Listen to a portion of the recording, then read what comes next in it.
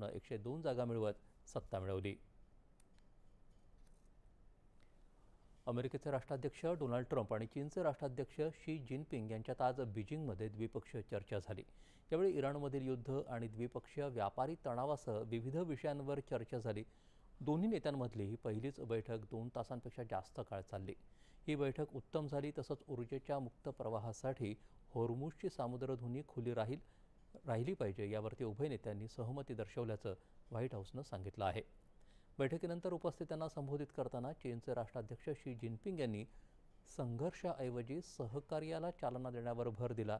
चीन आणि अमेरिकेनं प्रतिस्पर्धी नव्हे तर भागीदार बनावं अशी अपेक्षा जिनपिंग यांनी व्यक्त केली.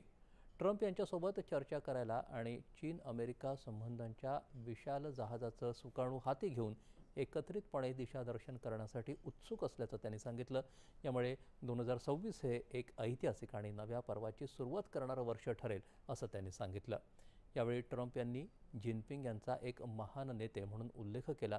दोन्ही महासत्तांमधील संबंध पूर्वीपेक्षा अधिक चांगले होतील असा विश्वास ट्रम्प यांनी व्यक्त केला. या भेटीच्या निमित्तानं दोन्ही नेत्यांनी चीनमधल्या टेम्पल ऑफ हेवन्स आणि सुगीच्या उत्तम हंगामासाठी प्रार्थनागृहाला भेट दिली. यानंतरच्या बातम्या थोड्याच वेळात.